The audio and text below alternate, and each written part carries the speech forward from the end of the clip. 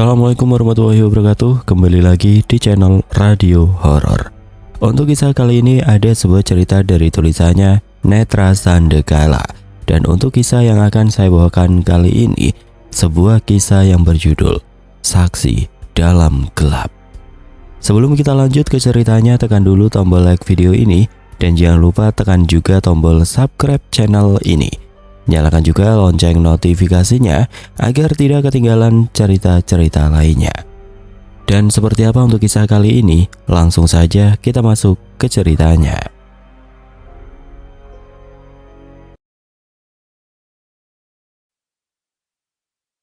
Jam sudah menunjukkan pukul 10 malam. Beberapa lampu warung makan juga sudah aku matikan. Yang tersisa hanya bohlam lampu kecil di teras. Aku hela nafas kesal bercampur cemas. Hampir 1 jam aku menunggu kedatangan Mas Karyo, namun manusia keparat itu tidak kunjung muncul. Manusia itu, lihat saja kalau ketemu, aku tarik hidungnya sampai mancung. Geramku sambil menengok ke ponsel yang dari tadi mencoba menghubungi kekasihnya itu. Sejenak aku diam, memperhatikan sekitar. Sebenarnya suasana masih cukup ramai. Beberapa kendaraan bermotor pun terlihat lalu lalang di jalan depan. Tapi ini sudah jam 10. Kalau aku menunggu lebih lama bisa mati keributan. Iya, kalau Mas Karyo datang. Kalau ketiduran sampai tengah malam. Kesal, kuangkat pantatku, menimbang-nimbang. Jika lewat jalan raya aku butuh 30 menit untuk berjalan kaki. Tapi kalau lewat gang belakang jauh lebih cepat. Kuangkat kepala melihat ke arah langit luas. Ampun dah, mana mau hujan lagi. Geramku saat melihat beberapa kilatan petir di atas sana. Dengan penuh pertimbangan aku putuskan untuk melewati gang kecil saja. Toh masih jam 10. Pasti juga masih ada orang yang lewat. Mentok cuma ketemu setan. Namun meskipun begitu tubuhku seketika meremang hebat. Membayangkan satu adegan. Aku berjalan sendiri lalu di depan ada sosok putih berkuncir. Aku gelengkan kepala, berusaha menetralisir pikiran buruk yang muncul. Baru setelah itu aku mantapkan untuk melangkah menembus kegelapan malam. Sepanjang perjalanan yang keluar dari mulutku hanya sumpah serapah kepada Mas Karyo. Kalau bukan karena janji manisnya mau membelikan martabak, tidak sudi aku menunggu sampai selarut ini. Saat aku sudah hampir tiba di mulut gang, sejenak aku berhenti, menatap lurus ke arah jalan yang remang. Lihat saja, gang itu lurus sepanjang 100 meter, diapit 2 dinding bangunan tua memanjang bekas peninggalan penjajahan Belanda. Belum lagi tumpukan bak sampah dan kotak kayu entah berisi apa, membuat gang itu benar-benar begitu menakutkan. Beberapa menit aku hanya berdiri, entah menanti keberanian atau menunggu seseorang lewat. Berpikir untuk kembali saja, jauh lebih meyakinkan lewat jalan raya ketimbang lorong suram ini. Namun sudah 5 menit berlalu, suara gelegar guntur makin terdengar nyaring. Karyo setan, umpatku penuh kemarahan. Namun sepertinya aku beruntung malam ini, tepat di sisi gang lain, terlihat 2 orang dewasa dan 1 anak kecil berjalan ke arahku. Dengan senyum kelegaan, aku langkahkan kaki dengan mantap. Sesekali aku melompat, menarik rokku agar tidak terkena genangan comberan memuakan. Perlahan kulangkahkan kaki hati-hati, sesekali melihat mereka yang sudah hampir dekat ke arahku. Hingga saat aku hendak melompati satu genangan air, ledak, tubuhku tersungkur. Terserempet rok panjangku sendiri. Beruntung kondisi gelap, kalau tidak, pasti aku bakal malu. Belum lagi rokku hampir saja terlepas. Panik, tanpa melihat ke depan aku berusaha bergerak ke samping, mencoba bersembunyi dari orang-orang itu. Sial, umatku marah. Buru-buru aku raih tas, aku aduk dalamnya, mencari sapu tangan untuk mengelap muka. Misi mbak. Aku menoleh cepat, tepat di depanku terlihat sosok laki-laki dan perempuan, serta anak kecil dengan wajah datar tanpa ekspresi. Iya mbak. Aku pikir setelah aku menjawab, perempuan itu bakal pergi, mengikuti anak dan suaminya. Namun nyatanya ia malah menatapku, berdiri kaku di depanku, seolah sedang menungguku untuk cepat berdiri. Duluan saja mbak, ucapku tidak enak. segera membersihkan kotoran di wajah. "Pulang, sekarang," ucap perempuan itu. Aku hendak menjawab, namun saat aku menoleh, seketika tubuhku lemas. Jantung berdebar dengan keras kemana sosok perempuan itu. Kutengok ke arah suami dan anaknya melangkah, namun tidak ada seorang pun di sana. Tidak mungkin mereka berjalan secepat itu. Bahkan kalaupun mereka lari, harusnya aku mendengar suara langkah kakinya. Panik, buru-buru aku memasukkan tisu ke dalam tas. Tetapi saat aku hendak beranjak, "Tolong mas, ampun." Aku kembali tersentak, mengintip ke sisi lorong lainnya. Tepat di depan sana ada dua orang berdiri. Satunya tampak begitu ketakutan. Perawakannya kurus, hanya menggunakan kaos oblong dan celana pendek. Sedang satunya tampak seperti wanita menggunakan pakaian besar berkerudung. Plak.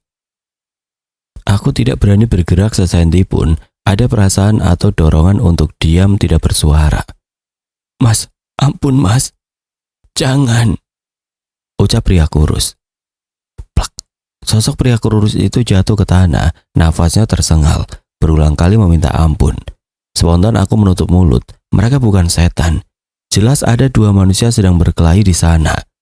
"Ampun," ucap laki-laki kurus itu, berusaha untuk berlari menjauh. Namun sepertinya gerakannya sudah dibaca oleh lawannya. Tanpa ampun ia menjegal kaki pria kurus itu sampai wajahnya terantuk kursi besi. "Tidak usah banyak bicara." "Bukan mas, bukan." Erang laki-laki kurus itu kesakitan saat kakinya diinjak oleh orang satunya. Awalnya aku pikir orang itu perempuan menggunakan pakaian besar berkerudung. Namun ternyata saat jauh lebih dekat, ia menggunakan jas hujan dan masker di wajahnya. Aduh, aku tersentak, kembali mengintip dari celah bak sampah. Sesenti pun aku tidak berani bergerak. Terdengar teriakan yang tertahan. Aku coba untuk melihat kembali. Kini sosok pria kurus itu sedang diinjak wajahnya oleh lawannya.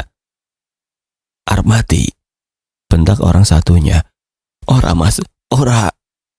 Sejenak pria berjas hujan itu diam. Lalu tangannya menarik sesuatu dari balik jam hujannya. Aku mulai panik, tahu apa yang bakal terjadi setelah ini. Hingga tanpa ampun orang berjas hujan itu menusukkan pisau tepat di kepala pria yang terbaring di tanah. "Ah!" ucapku kaget, spontan menutup mulut. Jantungku benar-benar berdebar tidak karuan, terlebih orang itu sedang menatap ke arah di mana aku bersembunyi. Jangan kesini, pahit, batinku ketakutan. Terdengar langkah kaki pelan, aku tahu orang itu sedang mendekat ke arahku. Suara langkah demi langkah itu membuatku semakin ngeri ketakutan. Hingga bayangan mulai muncul di sepanjang dinding tempatku bersembunyi. Aku intip sedikit, benarkan dugaanku. Sosok laki-laki berjas hujan itu begitu dekat dengan bak sampah. 2 langkah kaki saja, aku pastikan ia bakal melihatku. Namun betapa beruntungnya, laki-laki itu berbalik. Ia berlari saat mengetahui ada seseorang yang lewat di sana. Tubuhku langsung lemas seketika, namun aku tidak langsung beranjak. Aku pastikan dulu semuanya, hingga aku lihat di ujung gang awal aku masuk. Tampak laki-laki tua dengan gerobak penuh rongsokan. Sedang di sisi lain, sudah kosong tidak ada orang. Aku benar-benar lemas, berharap bapak tua itu bergerak ke sini, ke arahku. Namun harapan itu pupus. Ia justru pergi menuju jalan besar. Buru-buru aku keluar dari tempat persembunyian, segera aku melangkah ke arah sosok yang terbaring lemah. Namun saat aku sudah ada di dekat tubuh itu, kepalaku menggeleng secara spontan. Laki-laki itu sudah diam tidak bergerak, di sekitarnya penuh dengan genangan darah. Belum lagi pisau yang tertancap tepat di matanya. Aku mundur perlahan, memoriku melesat jauh. Aku mengenali wajah itu, pria yang beberapa kali mampir ke warung makan. Bahkan pagi ini ia mampir untuk membeli sarapan. Aku ingat, ya, wajah itu. Terlebih dia pelanggan pertama hari ini. Ingin aku berbalik meminta tolong, berteriak sekuat tenaga. Namun beberapa meter di depanku, tampak satu sosok berdiri. Sosok perempuan yang memintaku untuk segera pergi. Pergi. Aku tersentak. Suara itu benar-benar terasa begitu dekat, seolah wanita itu berdiri tepat di sampingku. Ketakutan aku segera berbalik. Berlari sekuat tenaga menembus hujan yang mulai turun di tempat itu.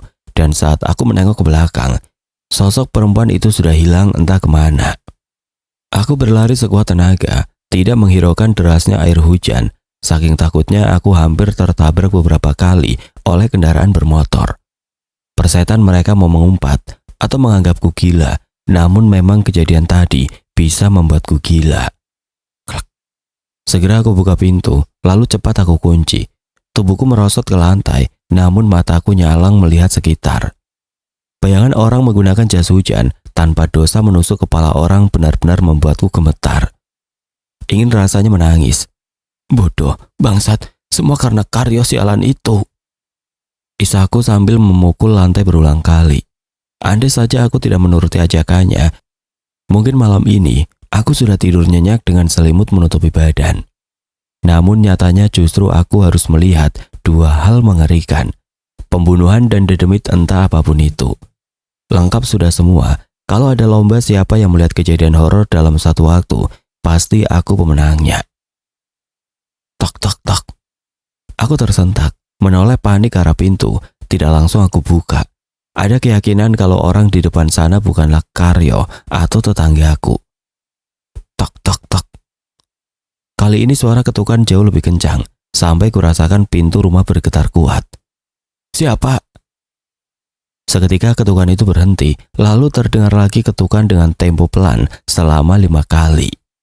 Gila, hatiku benar-benar kacau. Yakin kalau itu bukan hanya sekedar orang iseng, siapa pula yang jahil malam-malam seperti ini. Perlahan aku meraih tas, mengambil ponsel, dan mengirim pesan kepada Karyo agar segera datang ke rumahku.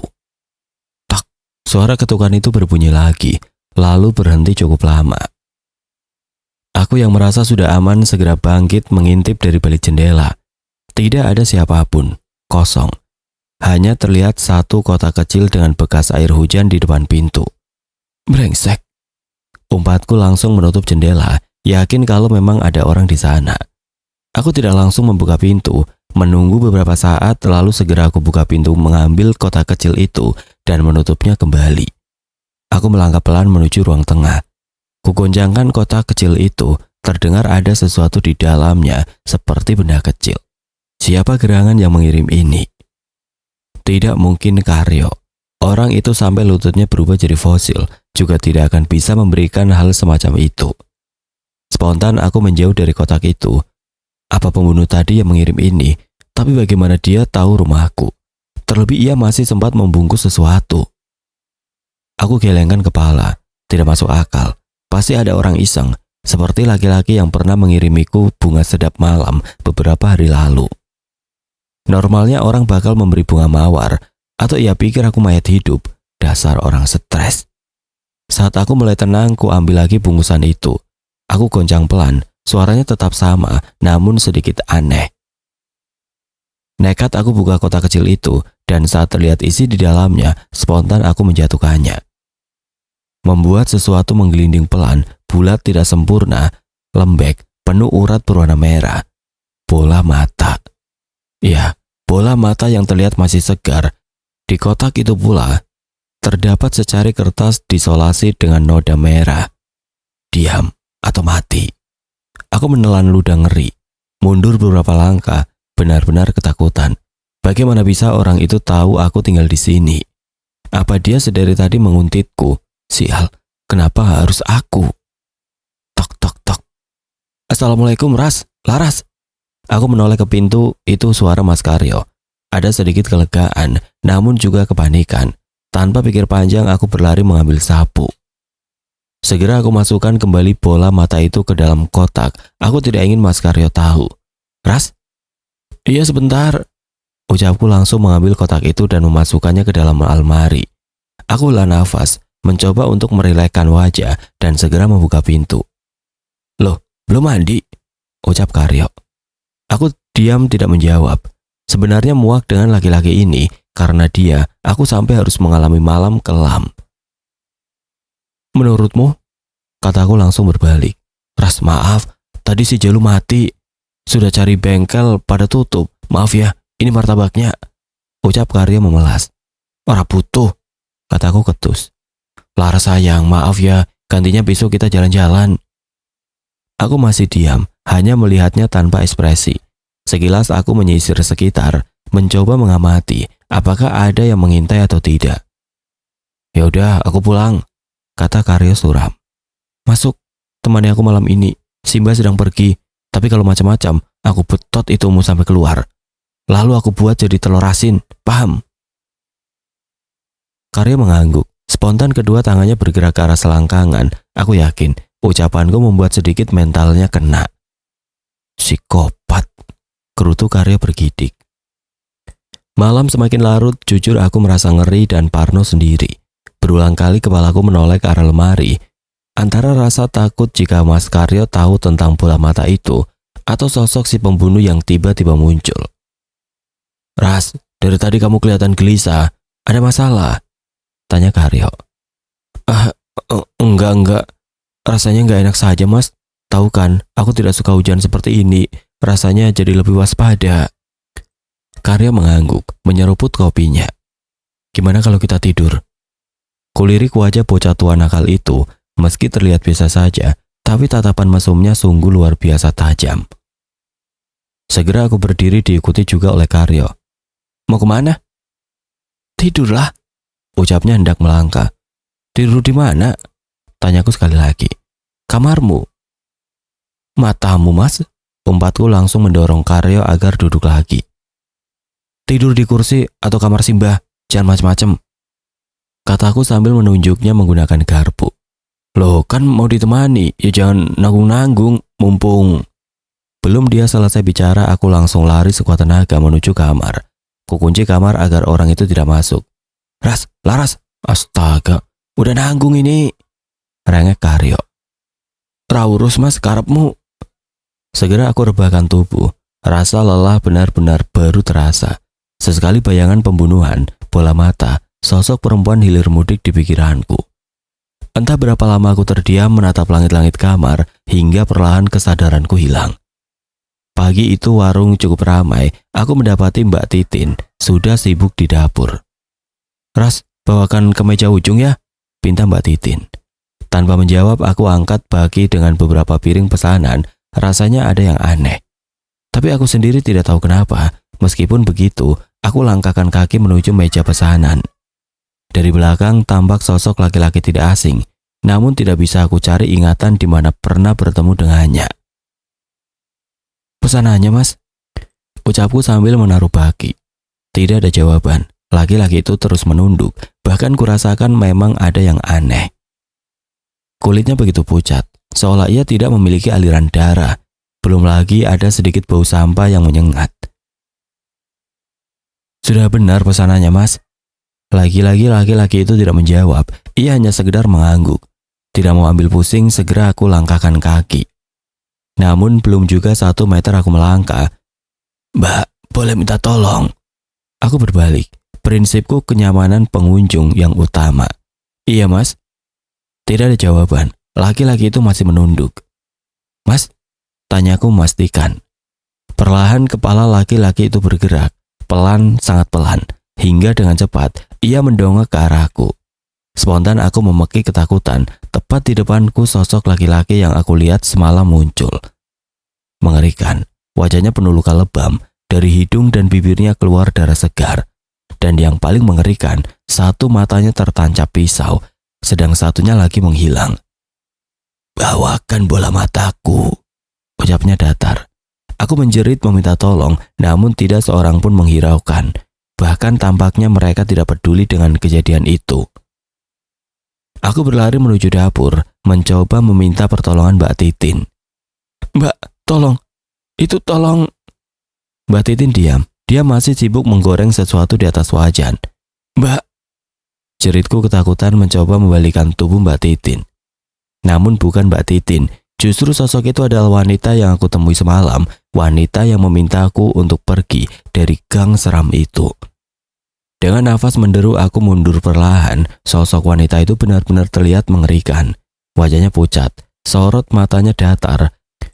Belum lagi bau khas melati yang mengeruak hebat. Kamu sudah melihat, selesaikan, apa mati? Ucapnya sambil menunjuk ke arahku. Sedang aku yang panik langsung menoleh ke belakang berusaha lari. Namun yang terjadi ternyata sosok laki-laki tanpa mata itu sudah di belakangku. Wajahnya begitu dekat sekali, sampai aku bisa melihat rongga matanya yang kosong. Aku tersentak, panik melihat sekitar. Beberapa saat aku menyadari barusan hanya mimpi belaka. Aku tengok jam sudah menunjukkan subuh hampir tiba, lalu aku coba untuk tidur kembali. Namun bayang-bayang mimpi serta kejadian tadi benar-benar menghantuiku. Paginya aku bangun dan langsung menuju kamar mandi. Aku tidak mau Mas Karyo melihat wajahku yang tidak karuan. Dan saat aku masuk ke sana, sedikit aku mengeluh, lupa jika masih ada pakaian kotor segunung yang belum dicuci.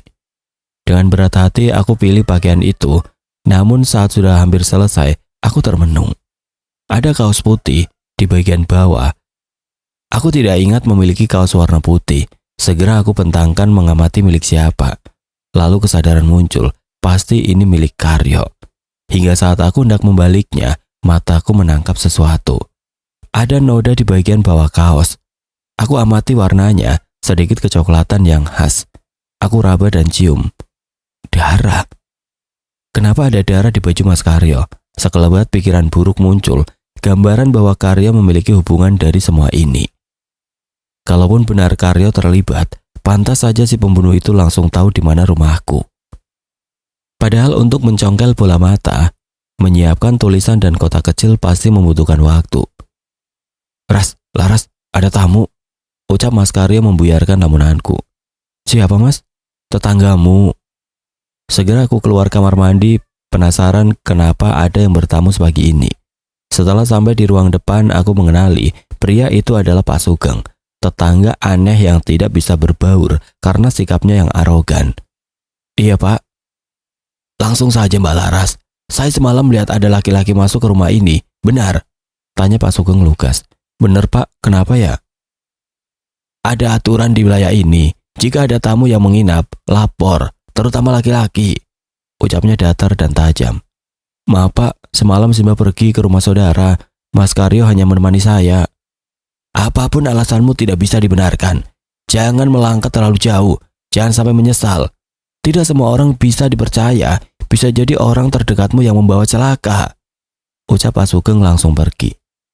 Aku termenung, memahami apa yang diucapkan oleh laki-laki itu, seolah dia tahu sesuatu, apalagi matanya yang menyelidik.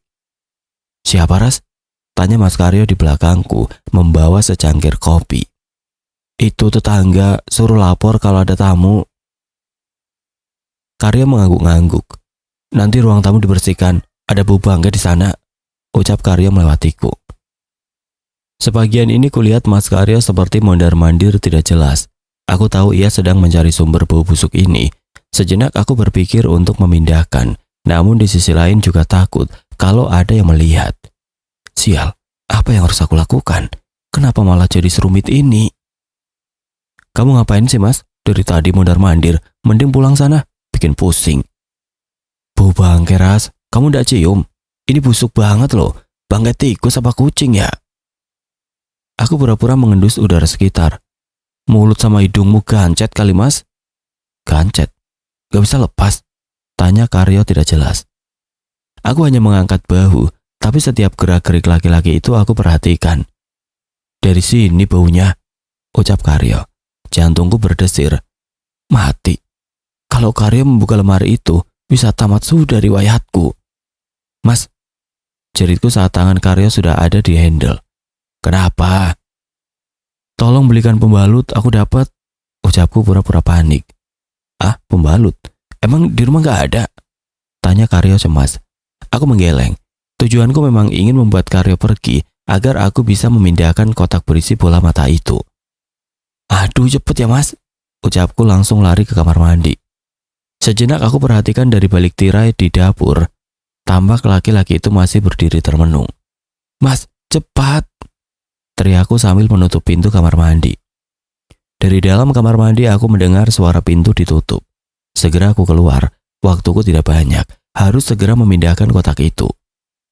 Hingga saat aku menyibak tirai, jantungku berdegup kencang. Jelas, begitu jelas. Aku melihat satu sosok tidak asing berdiri menghadap ke arah lemari. Astagfirullah. ujarku pelan. Sosok itu bergeming, seolah tahu aku sedang melihatnya. Jangan nengok, jangan nengok. Selesaikan. Terdengar suara tepat di telingaku. Aku terlonjak langsung menatap ke lemari, namun sosok itu sudah hilang entah kemana. Segera aku berlari. Waktuku tidak banyak. Bisa saja Mas Karyo datang sewaktu-waktu. Aku buka lemari. Sial, perutku terasa begitu mual. Bau busuk ini begitu menyengat. Segera aku raih kotak itu. Tak, tak, tak. Aku menoleh cepat, siapakah gerangan? Sial, semoga itu bukan Karyo atau Pak Sugeng. Siapa? Tidak ada jawaban. Yang terdengar hanya ketukan. Pelan, sebanyak 5 kali. Hatiku mencelos, pastilah itu si pembunuh. Tanpa ragu aku langsung berlari membuka pintu. Namun tidak ada seorang pun. Semua tampak normal, terkecuali satu tulisan di atas kertas yang tergeletak di lantai dingin. Simpan titipanku atau mati. Dengan tangan gemetar aku buka lipatan kertas lainnya. Kali ini aku benar-benar ketakutan. Sebuah gambar seorang perempuan mengambil satu buah kotak kecil pada malam hari di depan rumahnya. Aku mundur, menutup pintu pelan-pelan hanya karena berada di tempat salah dan di waktu yang salah. Aku justru terjerumus pada kasus pembunuhan yang tidak diketahui. Otakku terasa begitu penuh, bingung ingin melaporkan semua ini atau menuruti semua permintaan si pembunuh itu. Belum lagi teror dari arwah wanita dan korban dari pemilik mata itu. Astaga, apa yang harus aku lakukan? Frustasi tanpa sadar kakiku melangkah menuju kamar tidur. Lupa dengan tujuanku tadi untuk membuang kotak berbau busuk itu. Beberapa waktu aku termenung, hingga terdengar suara pintu terbuka dan langkah kaki tergopoh. Ras, Laras, seru Mas Karyo. Kenapa Mas? Tanyaku saat sudah menyembunyikan bungkusan itu di bawah kolong tempat tidur. Ada mayat di dekat warung makan. Ngeri, matanya hilang satu, yang satunya ditusuk pisau. Ih, serem. Aku tidak bereaksi, tatapanku nanar. Jelas ada mayat di sana, aku bahkan melihat si pembunuh. Ras, Laras. Iya Mas, mayat apa? Kok serem? Kamu sakit, mukamu pucat, apa karena haid? Cerotos Mas Karyo. Aku mengangguk lesu, tidak bisa menjawab lebih. Sekarang aku tinggal menunggu, dibunuh, atau ditangkap polisi. Kamu mending pulang dulu Mas, aku mau istirahat, kepalaku rasanya pusing. Pras, di luar sana ada pembunuh gila, mending aku di sini jagain kamu. Jawab Karyo. Aku tidak menyangkal. Di satu sisi ucapannya benar, namun di sisi lain ada hal yang membuatku tidak nyaman dengan Karyo. Segera aku masuk ke dalam kamar, duduk menatap luar jendela, meski bau anyir dan busuk mulai menyeruak. Namun pikiranku terus saja melesat jauh ke depan. Aku mencoba untuk mengingat semua alur kejadian ini. Dari ingatan wajah si korban di warung makan, ajakan Karyo, jalanan gelap, sosok wanita, dan kejadian saat pembunuhan itu terjadi. Hingga pikiranku sampai pada memori terakhir, sebuah tulisan dan foto diriku semalam. Dek, aku menggeleng pelan. Bagaimana bisa pembunuh itu tahu alamat rumahku? Aku ingat dengan jelas kalau satu mata si korban masih utuh. Yang berarti, sewaktu aku pergi dari gang itu, ada kemungkinan si pembunuh tahu kalau malam itu aku ada di sana. Lalu dia mengambil mata si korban, membungkusnya, dan mengirimnya ke sini dengan tempo waktu singkat. Aku semakin panik, menyadari sesuatu. Ini bukan hanya peringatan, bola mata itu sebagai simbol. Mataku membulat, semua bulu roma di tubuhku meremang. Ini bukan kebetulan, tetapi ada kesengajaan. Si pelaku sudah merencanakan semua ini. Brak, tanpa sadar aku memukul meja sekuat tenaga. Emosiku naik. Kalau benar semua ini sudah direncanakan. Ras, kamu kenapa? Enggak apa-apa, jawabku singkat. Aku masakin ayam kesukaanmu ya. Enggak apa-apa kan aku sembelih 1 ekor? Terserah. Kembali aku fokus pada permasalahan. Kalau dugaanku benar, berarti si pembunuh itu adalah orang terdekatku. Karyo, ucapku lirih. Sejenak aku melihat ke arah pintu, masih terdengar suara laki-laki itu sedang bersiul. Ya, semua cocok. Siapa lagi kalau bukan Karyo? Sekelebat ingatanku muncul, sebuah kaos putih dengan noda darah. Panik aku beranjak. Kalau memang Karyo pembunuhnya, Matilah sudah. Keselamatanku benar-benar dalam bahaya. Aku harus cepat-cepat pergi dan melaporkan semua ini ke polisi. Namun bagaimana kalau malah mereka yang menuduhku? Wah, sial. Umpatku bingung. Kutarik nafas dalam-dalam, berusaha menenangkan diri sebaik mungkin. Aku pejamkan mata mempertimbangkan semuanya. Kalau benar Karyo pelakunya, ia benar-benar cerdik. Membuat kesan ingin menjemputku, lalu mengirimkan bola mata agar aku menyimpannya sebagai bukti jika akulah pembunuhnya.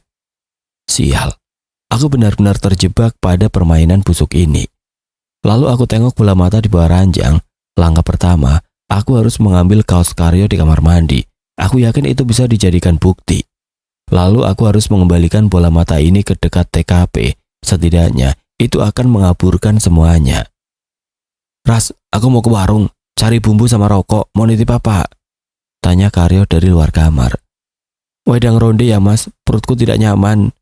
Ucapku sambil membuka pintu kamar. Ya udah, pintu dikunci, jangan keluar sebelum aku pulang. Kata Karyo melenggang pergi. Segera setelah kepergian Karyo, aku langsung berlari ke kamar mandi. Kuaduk semua cucian, namun aku tidak menemukan kaos itu. Bahkan semua pakaian kotor sampai aku hamburkan ke lantai. Panik aku keluar kamar mandi, mencoba melihat ke halaman belakang. Tepat di sana, di jemuran baju, kaos Karyo menggantung lemah tertiup angin. Sial, ucapku memeriksa pakaian itu. Aku benar-benar bingung, noda darah bertambah banyak, menutupi noda yang sudah kekuningan. Sial, apa yang harus aku lakukan? Brak, spontan kepalaku menoleh. Ada sekelebat bayangan berlari menjauh dari kamarku. Aku langsung berlari, mengejar sosok misterius itu. Namun saat aku sudah sampai di depan rumah, orang itu sudah hilang entah kemana. Buru-buru aku kembali ke kamar, kali ini tidak ada ketukan. Namun pria itu masih memberikan sepucuk surat misterius. Simpan souvenirku, melangkah lebih jauh, aku pastikan kalian mati. Gemetar aku buka lipatan selanjutnya, kali ini bukan hanya fotoku semata, namun foto Mas Karyo sedang menyembelih ayam di halaman belakang. Sial, apa yang harus aku lakukan? Siapa sebenarnya si pembunuh? Kalaupun Karyo, kenapa ada fotonya di sini? Bungkusan berisi bola mata yang baunya kian menyengat. Aku ingin segera membuangnya. Tapi kalau tengah hari, pasti di tempat itu masih banyak orang. Kulihat kembali fotoku semalam. Aku perhatikan lalu melangkah keluar rumah. Kalau benar berarti ia memfotoku tidak jauh dari lokasiku berdiri. Kuamati sekitar luar rumah. Aku posisikan foto itu sudut yang pas dan semua mengarah ke kebun kosong dekat rumah Pak Sugeng. Dan saat aku melihat ke rumah itu, jantungku kembali berdesir. Sekelebat aku melihat kain gorden yang ditutup. Tanpa ragu aku melangkah ke sana. Kali ini pikiranku terbagi. Bisa jadi si pembunuh bukan Mas Karyo, tapi ada orang lain terdekatku. Permisi, Assalamualaikum Pak Sugeng. Pintu terbuka, menampilkan sosok tua dengan pandangan masam. Kenapa? Ucapnya tanpa menjawab salamku. Maaf Pak, tadi saya dapat surat, tapi sepertinya salah alamat. Apa Bapak lihat siapa yang kirim? Tidak tahu, jawabnya ketus berusaha untuk menutup pintu. Pak, panggilku mencoba mencegah. Kalau benar dugaanku, mungkin saja Pak Sugeng melihat orang yang mengirim ini semua. Apalagi? Oh ya, aku tadi sudah dapat komplain. Laki-laki temanmu itu sebaiknya disuruh pulang. Tidak baik dia ada di rumahmu sekarang ini. Bukan murim, demi keselamatan kalian. Ucapnya langsung menutup pintu. Aku termenung. Kalimatnya barusan seperti pesan tersirat untukku. Tuhan, aku benar-benar bingung sekarang. Kalau aku meminta Mas Karyo pergi, bisa jadi si pembunuh masuk ke rumah dengan mudahnya. Tapi bagaimana kalau Karyo memang pembunuhnya? Sama saja aku mengunci diri di kandang singa. Aku gelengkan kepala. Untuk saat ini lebih baik aku fokus membuang bola mata itu. Semakin sedikit bukti yang mengarah kepadaku, semakin aku bisa lepas dari semua ini. Dan misalnya Karyo adalah si pembunuh, mulai sekarang aku harus menyimpan senjata untuk mempertahankan diri. Ya, itu yang terbaik. Malam ini aku akan kembali ke tempat semua dimulai. Seharian aku berada di kamar menguatkan mental dan juga menyusun rencana. Bahkan saat Mas Karyo menawariku makan, aku hanya sebentar keluar. Perutku begitu mual, terlebih bau busuk dari bola mata itu. Mas, nanti kamu tidur di kamar nenek saja ya. Aku tadi dapat teguran dari warga. Setidaknya kalau di kamar tidak ada yang lihat. Tidak di kamarmu saja, Ras? Tanya Mas Karyo penuh harap. Kalau mau mati dengan kondisi mengenaskan seperti pria tadi, ya silahkan, ucapku sambil membuka pintu. Karyo tampak bergidik ngeri, lalu sesaat dia diam. Ras, kayaknya bau bangga itu dari arah kamarmu. Tadi aku udah periksa semua tempat, tapi gak ketemu tikusnya. Jawab Karyo berusaha untuk melihat ke dalam kamar. Hidungmu kali Mas, aku aja gak nyium apa-apa. Jawabku santai, mencoba mendorong Karyo agar menjauh. Iya kak, ini bau banget loh. Jawab Karyo mengendus. Mas, aku lihat kaos putihmu penuh darah di belakang rumah, habis bunuh orang. Karyo menggelengkan kepala. Bunuh orang mbahmu, darah ayam itu, tadi pas nyembeli malah muncrat darahnya. Padahal kaos baru itu, baru aku cuci juga. Sama kamu itu, kalau ke kamar mandi, habis bongkar. Cucian ya, diberesin Toras, jorok kamu itu. Jawab Karyo. Aku tersenyum simpul. Meski begitu, aku perhatikan gelagat Karyo benar-benar santai. Tidak ada indikasi ia sedang menyembunyikan sesuatu. Ras. Iya lupa tadi keburu sakit perutnya. Jawabku. Setelah itu aku putuskan untuk masuk ke dalam kamar, menunggu tengah malam untuk mengembalikan yang seharusnya tidak ada di rumah ini. Jam sudah menunjukkan pukul 11 malam. Sengaja jam 9 tadi aku pura-pura mengunci pintu agar nanti saat keluar aku tidak perlu membuka dan menimbulkan suara. Mas Karyo juga sepertinya sudah tidur. Suara denggurannya terdengar lembut namun begitu jelas. Dengan langkah pelan aku membawa kantong kain berisi bungkusan bola mata. Saat aku membuka pintu, udara begitu dingin. Jalanan sepi, bahkan rasanya serangga malam pun ikut terdiam. Entah karena hujan baru saja turun atau memang suasana malam ini begitu mencekam. Kuperhatikan sekitaran, memakai jumper hitam dan menutup kepala. Aku tidak ingin seorang pun tahu. Setelah dirasa aman, buru-buru aku berjalan keluar kamar, namun ada sesuatu yang mengganjal nuraniku saat menengok ke arah rumah. Kalau dalam kondisi normal, pasti aku sudah menjerit ketakutan. Tepat di teras rumah aku melihat sosok perempuan itu lagi. Apa dia memiliki kaitan dari semua ini? Atau apa? Kenapa dia juga memintaku untuk pergi malam itu? Tapi aku tidak punya waktu untuk berpikir. Biarkanlah dedemit itu kuurus nanti. Yang terpenting saat ini aku harus segera sampai ke gang itu. Sesampainya di sana aku tidak langsung melangkah ke tengah gang. Sebentar mengamati. Malam ini jauh lebih mengerikan, beberapa lampu bahkan mati. Belum lagi garis polisi di sekitar mayat itu ditemukan. Segera aku berlari kecil, waktuku tidak banyak. Aku hanya perlu membuang mata ini dan kembali ke rumah. Soal si pembunuh, esok hari aku bakal pergi ke kantor polisi untuk menceritakan kecurigaanku, kesaksianku dalam gelap. Dengan nafas terengah, aku hampir sampai ke tempat mayat itu tergeletak malam itu. Begitu menyeramkan, bahkan bau busuk masih tercium menyengat. Segera aku ambil kotak berwarna coklat di dalam tas kain.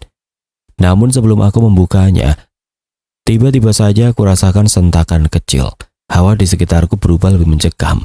Angin dingin berhembus, entah datang dari mana. Sosok perempuan itu sudah muncul dengan tangan terangkat mengacung ke arahku. Tapi kali ini ia tidak menampilkan wajah manusia normal, melainkan dengan kondisi penuh darah dan kepala hampir putus. Sudah aku bilang, simpan souvenirku. Aku menoleh cepat, berbarengan dengan pukulan keras tepat mengenai kepalaku. Tubuhku limbung, terjatuh di genangan air berlumpur. Sekilas, aku melihat sosok laki-laki menggunakan jas hujan. Lalu semuanya menjadi gelap. Aku mengerjap. Kepalaku terasa begitu pusing, belum lagi rasanya aku tergeletak dalam ruang gelap. Dalam rasa panik, semua ingatan muncul dengan cepat, seolah berputar bagai gasing di kepalaku. Ingin aku beranjak, teriak minta tolong, namun tubuhku seolah membatu. Mulutku tidak bisa mengucapkan apapun selain erangan. Aku kembali meronta hebat, mencoba melepaskan ikatan di tubuh dan sumpalan kain di mulut. Tetapi percuma, ikatan ini terlalu kuat, lalu aku perhatikan sekitar, aku tidak mengenali tempat ini. Tap, seketika lampu menyala, cahaya dari bola lampu menusuk langsung ke retinaku, membuat kunang-kunang bertebaran tepat di depan wajah. Sejenak aku memejamkan mata, mencoba membiasakan keadaan, Lalu aku buka mata pelan dan melihat sekitaran. Beruntung mulutku tersumpal, kalau tidak, pasti aku sudah menjerit ketakutan. Tepat di sampingku, satu tubuh terduduk, diam tidak bergerak, dan satu sosok lain berdiri di sebelahnya. Namun bukan itu yang membuatku takut. Wajah mereka sama, bedanya yang terduduk begitu pucat. Dengan mata tertutup sedang satunya memandangku tanpa emosi apapun. "Jangan melawan." Aku tersentak. Suara perempuan itu kembali menggema di kepalaku, setelahnya sosok yang berdiri lenyap tidak berbekas. Kini aku paham, dia adalah arwah dari jasad yang ada di sebelahku ini. Namun siapakah dia? "Sudah aku bilang, harusnya kau bunuh saja wanita itu, tolol." Aku langsung memejamkan mata saat mendengar suara pintu yang terbuka. Aku tidak boleh gegabah, salah perhitungan matilah aku. Lumayan, untuk dicicipi, dari dulu aku sudah pengen menikmatinya. Jantungku berdebar begitu kencang. Sial, sial. Aku pikir salah satu dari mereka pelakunya, tapi nyatanya justru keduanya saling bekerja sama.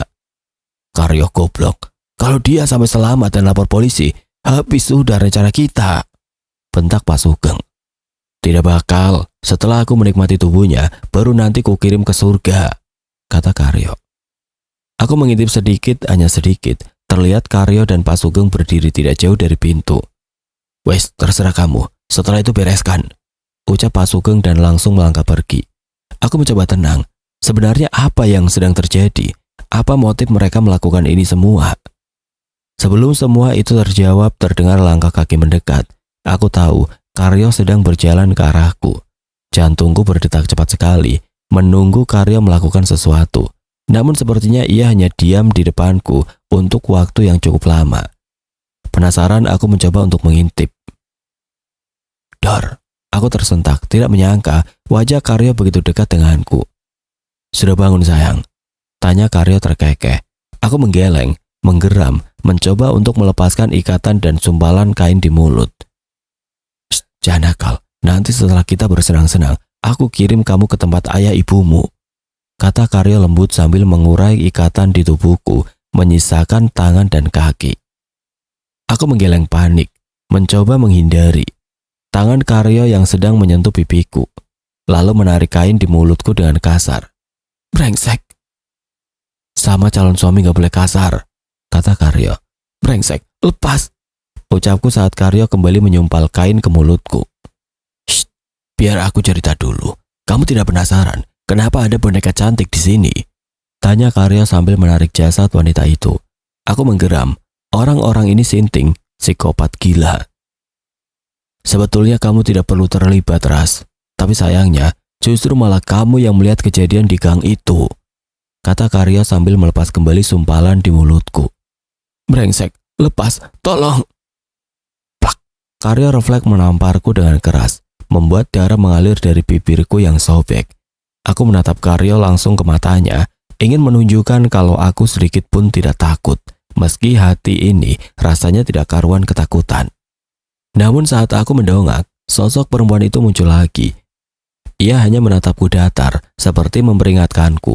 Aku gelengkan kepala, mencoba untuk lebih tenang. Instingku mengatakan kalau aku harus menuruti wanita itu. "Nah, bagus. Sebagai bonus, aku bakal menceritakan semuanya," ucap Karyo. Aku tidak menjawab, hanya menatap Karyo dan memikirkan semua cara yang memungkinkan untuk kabur dari tempat ini. "Kamu lihat wanita itu?" Aku mengangguk pelan, tidak berani membantah lagi. Karyo tersenyum. "Dia itu wanita yang bakal menuntunku memperoleh kesaktian. Beruntung, aku ketemu Pak Sugeng, karena beliaulah aku bisa seperti ini." "Kesaktian? Tumbal maksudnya?" tanyaku mengulur waktu. Tepat saat Karyo berbicara tadi, suara perempuan tadi muncul lagi di kepalaku. Ia memintaku untuk terus menggerakkan tangan. Aku paham apa maksudnya. Ikatan tali ini bakal mengendur kalau aku terus menggerakkan tangan, sehingga gesekan terjadi di antara ikatan itu. "Pintar. Aku bukan cuma jadi sakti, tapi bakal punya banyak uang," kata Karyo tertawa garing. "Ini Pak Sugeng yang minta?" tanyaku saat itu juga terpintas satu ide, pemahaman yang mungkin saja bisa membuatku lepas dari semua ini. "Iya, dia yang menuntunku," jawab Karyo.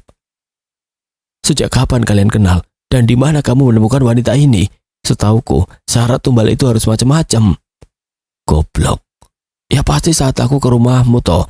Kalau wanita ini, Pak Sugeng yang mencarikan. Aku tidak peduli. Yang penting aku sebentar lagi jadi sakti dan kaya raya. Ceritakan soal orang yang kamu bunuh, laki-laki itu. Pintaku terus berusaha menggerakkan tangan, berharap pula Pak Sugeng tidak datang ke tempat ini. Bani, dia seharusnya tidak perlu mati. Kalau saja dia tidak mengancam bakal lapor polisi, mungkin dia masih hidup. Dasar wong goblok. Sudah aku kasih uang malah mau berkhianat. Dia temanmu? Tanyaku sedikit panik. Rasanya pergelangan tanganku mulai terluka. Teman, bukan teman lagi, tapi saudara. Awalnya dia mau membantuku untuk mencari sesembahan, tapi saat di tengah ritual, malah dia tidak mau ikut campur. Karena takut mungkin, atau karena dia melihatku menyetubuhi mayat ini, entahlah, atau mungkin dia goblok. Aku melirik ke arah mayat. Jasad itu tampaknya masih segar. Logikanya, kalau sosok arwah perempuan itu muncul malam kemarin, harusnya sudah terjadi pembusukan. Kenapa? Bingung, kenapa mayat ini masih utuh? Tanya Karyo seolah paham isi kepalaku. Aku mengangguk, mencoba kembali mengulur waktu. Meski aku merasa familiar dengan wanita ini, tapi di mana aku pernah bertemu? Ras, kayaknya kita mending senang-senang dulu. Gimana menurutmu? Tanya Karyo. Aku menggeleng. Tidak sudi aku melakukan permintaannya. Tidak mau. Atau kamu mau? Kukirim ke surga. Tanya Karyo, tangannya menarik sebuah pisau lipat dan menempelkan ujung runcingnya ke leherku. Aku bertambah panik. Apa yang harus aku lakukan? Hingga saat Karyo berdiri, wajah mayat perempuan itu tambah jauh lebih jelas. Ingatanku mundur begitu cepat. Mas, kamu babunya Pak Sugeng? Tanyaku spontan. Karyo berhenti, menatap nyalang kepadaku. Babu? Najis. Siapa yang kamu bilang babu? Lah, nyatanya dia menyuruhmu membunuh wanita ini kan? Bukannya dia itu rentenir dari desa sebelah? Aku ingat sekarang, wanita itu memang beberapa kali ke rumah Pak Sugeng. Beberapa kali pula, perempuan ini memaki Pak Sugeng untuk membayarkan hutangnya. Bodoh kamu Karyo, selama ini kamu yang dimanfaatkan. Siapa maksudmu? Tanya Karyo mengernyit. Ya kamu itu memang tolol, tidak sadar kalau Sugeng hanya memanfaatkanmu. Kalaupun kalian di penjara, mentok yang dihukum mati cuma kamu. Ucapku menyeringai. Tampak Karyo berpikir. Ia menatap si jasad dan aku bergantian, seolah menimbang sesuatu. Turuti keinginannya. Aku tersentak. Suara itu muncul lagi, seolah wanita itu berbicara tepat di telingaku. Sekarang terserah kamu lah mas. Aku sudah pasrah, mau kamu apakan. Aku turuti. Karyo menoleh, bibirnya tersenyum penuh kemenangan. Nah gitu dong, jadi semua lebih mudah. Kita lakukan dengan tanganmu, tetap terikat di belakang. Karyo menaruh pisau itu di bibirnya. Sedang ia menunduk mencoba melepaskan ikatan kakiku. Bek, sekuat tenaga aku tendang rahang Karyo dengan keras. Ia mengerang, tubuhnya limbung, pisau di mulutnya terlepas jatuh ke lantai. Aku langsung berusaha untuk bangkit. Ikatan di tanganku memang belum terurai, tapi setidaknya aku bisa berlari. Bek. Jeritku. Saat aku mencoba melangkah, ada tangan yang menjegal kakiku. Karyo sekuat tenaga menahanku dengan posisi terbaring. Brengsek. Aku mencoba menendang sekuat tenaga, menghalau laki-laki gila yang berusaha membunuhku. Lalu aku berusaha untuk bangkit, merasa ada yang aneh, ikatan di tanganku benar-benar mengendur. Entah ini keajaiban atau apapun namanya, aku tidak tahu. Namun saat hendak berdiri, Karyo dengan sigap kembali menarik kakiku, sampai kepalaku terantuk meja. Membuat meja itu bergerak miring, menjatuhkan gelas di atasnya. Serpihan kaca pecah berhamburan di sekitarku. Meski rasanya kepala ini begitu sakit, namun aku tetap berusaha untuk bangkit. Hingga aku melihat ada satu kaca seukuran 10 cm, tidak jauh dari tanganku. Langsung saja tanpa pikir panjang aku mengambil benda itu. Sekuat tenaga aku menusukkan ujung runcing kaca itu tepat di tangan Karyo. Erang Karyo kesakitan. Aku langsung bangkit dengan nafas terengah. Aku membuat ancang-ancang. Tak tahukah Karyo kalau selama ini aku selalu mengangkat panci besar berisi sop. Jangan pernah meremehkan tenagaku. Sekuat tenaga aku menendang kepala Karyo. Bek. Seketika Karyo pingsan dengan darah masih mengalir dari tangan dan bibirnya. Mungkin saja beberapa gigi juga lepas akibat tendangan mautku ini. Aku menendang beberapa kali tubuh laki-laki itu. Ia tidak bergerak. Yakin kalau manusia itu sudah pingsan. Segera setelah itu aku memeriksa kantung celananya, berharap Karyo membawa ponselnya. Kar, sudah selesai. Kenapa berisik sekali? Aku terlonjak. Itu suara Sugeng. Cepat-cepat aku mengambil ponsel Karyo, mencabut pecahan kaca di tangannya, dan berlari ke arah pintu serta mematikan saklar lampu. Aku diam menunggu dengan nafas menderu. Di sisi lain, aku juga segera mengirimkan pesan kepada Mbak Titin, berharap dia segera melaporkan ke polisi. Kar, panggil Sugeng sekali lagi. Belum sempat pesan itu terkirim, pintu ruangan sudah terbuka. Aku segera mengantongi ponsel itu. Semoga tidak salah mencet tombol. Kar, kok malah gelap-gelapan? Aku mundur, yakin kalau tangan pria itu bakal mencari saklar lampu. Benar saja setelah itu aku melihat sesuatu bergerak dalam gelap. Sebuah tangan yang terangkat. Aku menunggu momen, hingga dengan cepat aku mengayunkan tanganku ke arah dinding. Tep. Lampu hidup. Kami terlonjak satu sama lain. Sugeng dengan tangan masih di saklar, sedang tanganku memegang pecahan kaca tidak jauh dari tangannya. Brengsek. Umpat Sugeng mundur, sedang aku juga terlonjak mundur beberapa langkah. Sial, kenapa harus meleset? Padahal, kalau kena, aku sudah pasti bisa kabur dari tempat ini. Memang seharusnya kubunuh dari awal. Karyo itu goblok, kata Sugeng menatapku nyalang. Coba saja, paling nasibmu tidak jauh beda dengan dia, ucapku sambil mengacungkan pecahan kaca bak seperti pedang. Sugeng menyeringai. Bukannya takut, justru ia menyingkap bajunya, membuatku sedikit takjub. Bukan karena badannya yang maco, melainkan bekas luka yang cukup banyak. Harusnya kamu itu bunuh aku duluan. Karyo itu cuma pionku. Ya, tidak kusangka gadis desa sepertimu bisa bertahan sampai sejauh ini, kata Sugeng. Aku diam tidak menjawab. Nyatanya justru iblis sesungguhnya memanglah Sugeng. Ini membuat semua menjadi lebih runyam. Sudahlah Pak, jangan berbuat lebih lagi, kataku mencoba bernegosiasi, meski aku tahu itu hal yang bodoh. Laras, aku itu tahu, meski kamu cuma tukang masak di warung kecil, tapi kecerdasanmu patut diacungi jempol, kata Sugeng. Persetan dengan inteligensiku. Mau aku jadi tukang masak, tukang jahit, atau tukang julid, itu urusanku. Kini aku sudah tidak memiliki rasa takut lagi. Kejadian bersama Karyo seolah membuat nyaliku naik berkali-kali lipat. Di depanku hanya orang tua licik, psikopat gila. Sugeng mengangguk-angguk. Begini saja Laras, aku melepaskanmu, tapi diam. Kalau tidak, aku pastikan nenekmu, apa istilahnya, ikut terseret ke masalah ini, kata Sugeng menyeringai. Cih, nyalimu itu tidak lebih dari onggokan sampah. Bunuh saja aku tidak butuh belas kasihanmu seperti kamu membunuh wanita itu, ucapku menantang. Meski jantung ini rasanya berdebar keras. Wanita? Oh, Nida. Ya, wanita itu memang tukang bikin onar. Aku muak. Ia selalu memakiku, menuduhku sering mencuri, kata Sugeng. Aku diam berpikir. Semakin lama aku di sini, semakin nyawaku mendekati saja. Di mana ini? Menurutmu? Tidak akan ada yang tahu. Percuma saja minta tolong. Pun bakal tidak ada yang mendengar, kata Sugeng. Rumah Karyo? Mungkin. Jadi bagaimana? Terima. Belum sempat ucapan Sugeng berhenti, aku langsung bergerak cepat, mencoba menyabet wajah tua itu dengan pecahan kaca. Bek. Pecahan kaca itu terlepas dari tanganku. Refleks Sugeng benar-benar cepat. Aku tidak menyangka ia bisa menghindar seperti itu. Memang bebal, ucapnya singkat, perlahan bergerak ke arahku. Aku mundur ketakutan, kali ini sorot matanya tajam. Aura membunuhnya memang benar-benar kuat kurasakan. Berhenti. Tapi Sugeng malah tertawa terbahak. Di mana keberanianmu tadi, Laras? Aku menggeleng. Kali ini aku sudah hilang akal, tidak melihat lagi celah untuk melarikan diri. Plak. Sugeng menamparku dengan keras sekali. Tubuhku limbung, rasanya begitu sakit. Belum lagi darah yang mengalir dari bibir.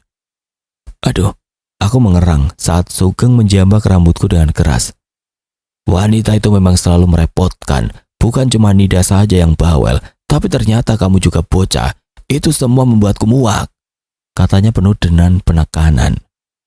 Aku menggeleng mencoba untuk melepaskan diri, namun cengkeraman Sugeng luar biasa kuat, hingga aku merasakan sesuatu, perasaan dingin familiar, suara perempuan yang selama ini selalu muncul di kepalaku. Kini Sugeng mencekik leherku. Aku tahu, sekali ia membenturkan kepalaku ke dinding, selesai sudah semuanya. Salam buat Nida, ucapnya suram. Aku hanya punya waktu sepersekian detik, kaki kananku sudah siap, berharap kali ini tepat mengenai sasaran. Meski sepertinya tidak adil, tapi semua demi keselamatanku. Bak, sekuat tenaga ku angkat dengkulku dengan keras, mencoba menghantam kelamin Sugeng dengan sekuat tenaga. Spontan Sugeng menjerit kesakitan, ia kelimpungan sambil memegangi sesuatu di depan celananya. Tidak hanya itu saja, aku langsung mundur, menendang kepala dan dada Sugeng berulang kali. Bahkan aku sudah hampir berjalan menuju ke pecahan kaca, entah apa yang terjadi hati terasa begitu sakit. Bahkan bisa dibilang, aku dendam kesumat. Naluriku untuk menghabisi Sugeng sudah memuncak. Kini aku sudah berada di samping Sugeng yang masih mengerang kesakitan. Tatapanku sayu, sekilas aku melirik ke jasad Nida. Kutarik nafas, mengangkat tangan memposisikan ujung runcing kaca tepat ke arah mata Sugeng. Tanganku sudah hampir bergerak. Laras, berhenti. Aku terlonjak. Tepat di depan pintu, seorang tidak aku kenal berdiri, senjatanya teracung, tepat ke arahku. Aku menjatuhkan serpian kaca, sadar sepenuhnya apa yang sedang kulakukan. Aku menggeleng mundur sejauh mungkin dari Sugeng. Kalau saja polisi tidak datang tepat waktu, mungkin saja aku sudah membunuh Sugeng dan Karyo. Hari, minggu, bulan berganti. Kejadian malam itu benar-benar masih terpatri di ingatanku. Bahkan aku masih harus melakukan sesi terapi agar mentalku kembali waras. Beruntung saat itu aku masih sempat menekan tombol panggilan kepada Mbak Titin. Kalau tidak, mungkin saja mereka tidak bakal datang tepat waktu. Setelah malam itu Sugeng dan Karyo ditangkap. Ternyata kasus pembunuhan ini bukan hanya sekali terjadi. Sugeng yang memiliki traumatis dengan perempuan sudah membunuh beberapa wanita. Sedang Karyo memang baru sekali ini melakukan. Meski semua sudah berlalu begitu lama, serta Sugeng juga dijatuhkan hukuman mati, namun aku tidak bisa jika harus berhadapan dengan rumah Sugeng yang ada di dekat rumahku. Maka 6 bulan setelah kejadian malam itu, aku memutuskan untuk pergi, pulang ke rumah orang tuaku. Sosok arwah perempuan itu, sialnya aku masih selalu melihatnya, seolah setelah kejadian itu, aku malah terikat dengannya.